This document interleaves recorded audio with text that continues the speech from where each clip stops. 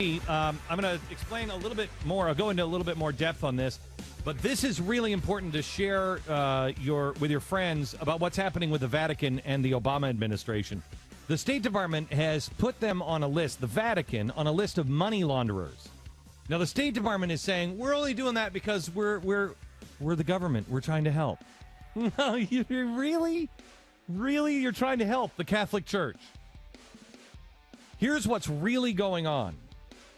If they are money launderers, or if they're suspected that they might be money launderers, it means the federal government has all kinds of new restrictions on their money.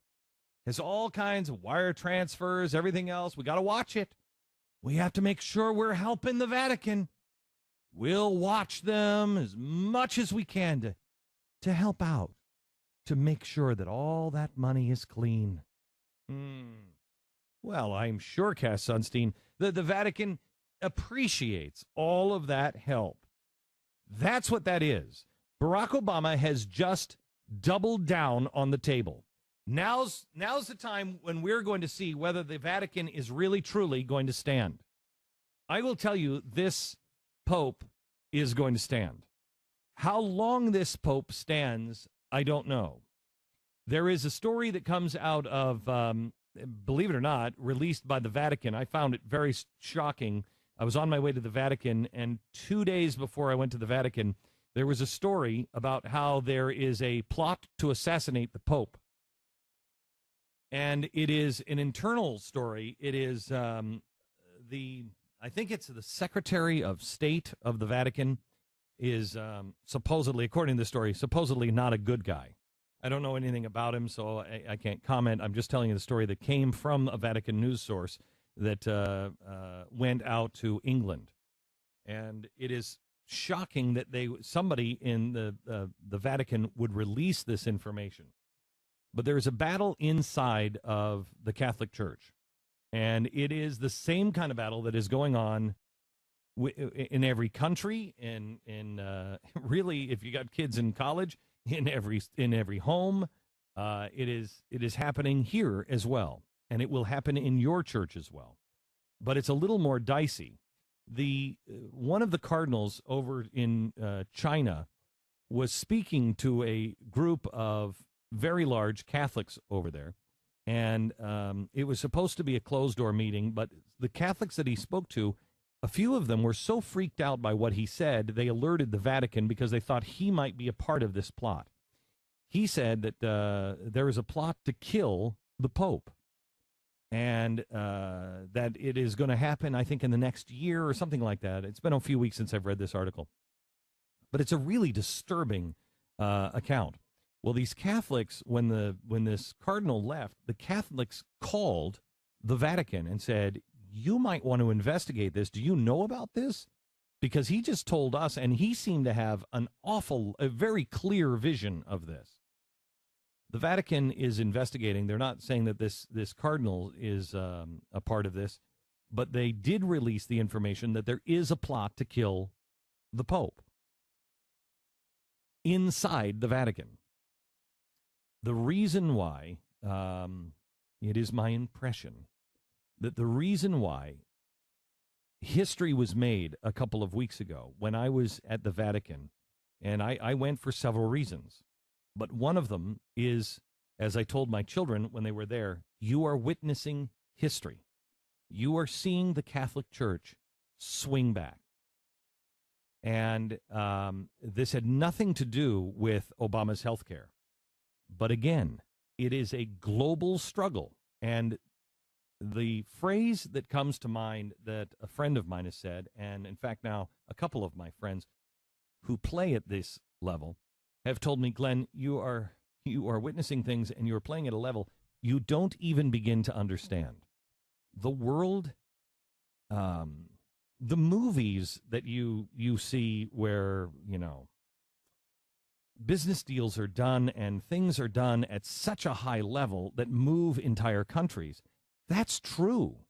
I never believed it to be true, but it is true. And the people who deal at the height of the presidency and above, and the Vatican and above, they deal in a world of that's very different, and some of it is very cloak and dagger. And they know the game that is being played. Believe me, they know. And it is my impression that what the Vatican was doing is preparing for a different kind of battle, a spiritual battle, and a battle that this Pope has been on a track to fight. I will tell you that I didn't know how I felt about this Pope or anything else until I was in Rome, and I spoke to some of the counselors and spoke to some of the people there. They really, truly get it. Have you heard me, Pat, say that about any, leader of any country that I've met with, or leader of any big organization that I guess the Vatican would be, akin with? Have you heard me say this group of people really, truly understand it from start to finish? I don't think so. I don't think so. I've said that about Billy Graham. I've said that about some of the preachers. I've said that about some politicians. They get it, and they are gearing up for spiritual battle. They know that this is a battle between good and evil, and not necessarily of men. And what they're doing, my impression, is he's packing the court, if you will. This Pope is not in the best of health.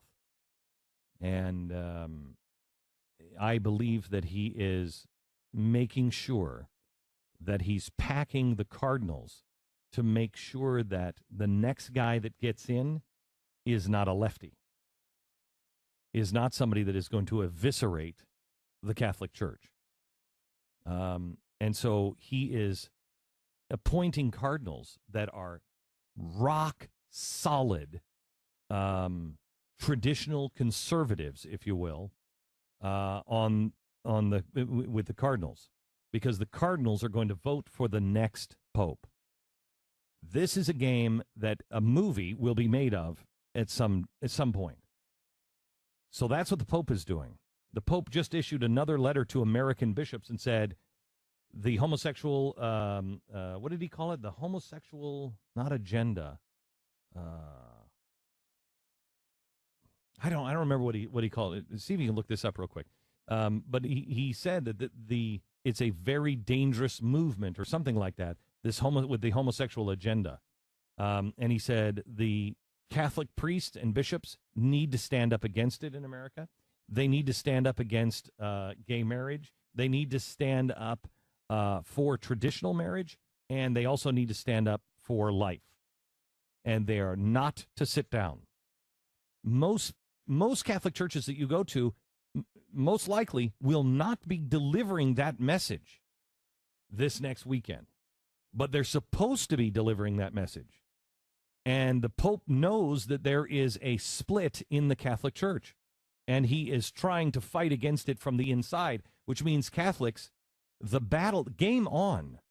And if you are not part of that battle, you are failing your church. You are failing the Pope. Because the Pope is sending these messages out, and if they are not arriving at your pulpit, it is because there's a problem in the chain of command.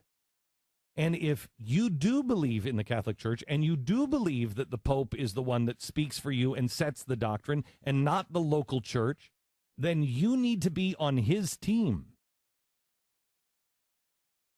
And they're going to do everything they can, because remember, Soros has infiltrated the Catholic Church.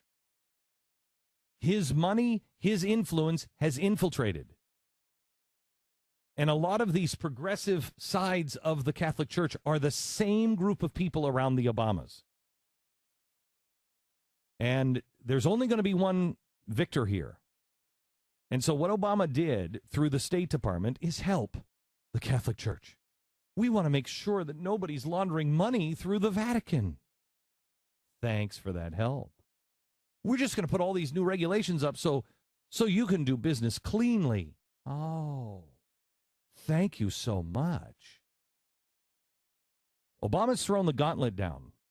He's doubled down. He first said, you will acquiesce. And the Pope said, we will not submit. We will not submit. We will not comply. He took a stand. And if the American people don't stand with the Catholics and the Catholics don't stand with the Pope, it ain't going to last long. Because once you knock the Catholics out, can you think of a bigger, more powerful bloc than the Catholics, especially if you look at the Hispanics that is the wave of the future? Can you think of a more important ally to have politically than the Catholic Church? Can you think of a bigger ally to destroy if you want to erase God? I can't. Because once they pick off the Catholics, how hard is it to pick off the Mormons?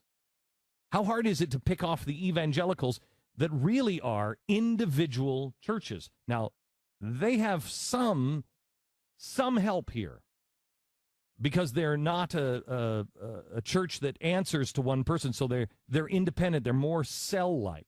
However, these guys have $80 million churches. If there's boycotts, pickets, people don't feel comfortable going into those churches, if they start losing because they're standing up, if they start losing congregants and start losing tithes, they'll be faced with, do I go broke or do I acquiesce enough and try to hope that I can ride that line without losing my soul and the souls of all those I preach to? We're in real dangerous times.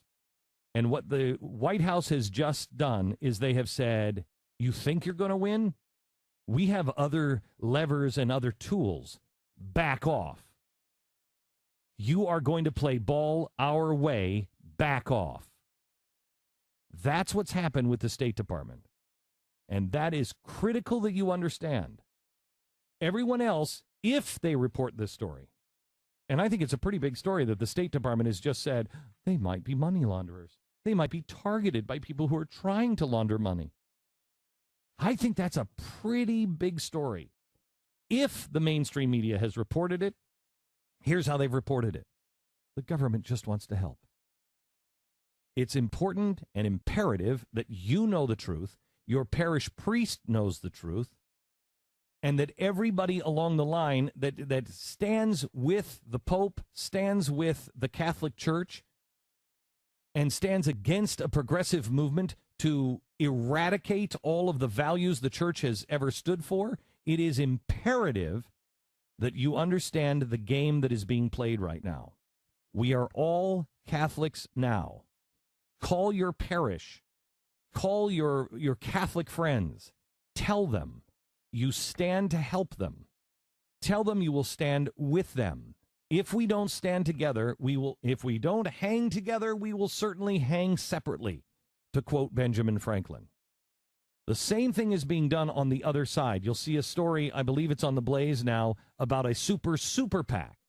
And what they've done is they've taken these super PACs on the left and they've decided to combine them and bring 3 super PACs together so they can coordinate and hammer the most effectively. Meanwhile, we are like a bunch of cats, and we're all going in separate directions, and we all have our own separate ideas. We must come together, or they are going to hammer us into oblivion one at a time.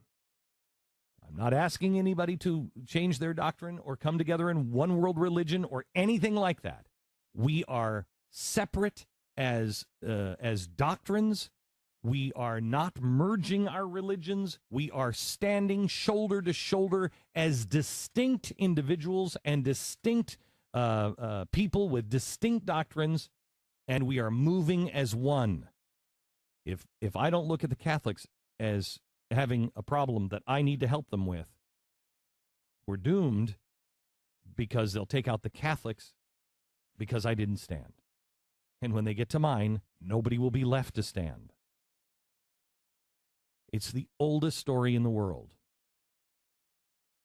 Pray for the leaders and the pastors, the priests and the rabbis and the imams that are standing against radical Islam. Pray for all of them. Pray that they have strength. Pray that they have guidance.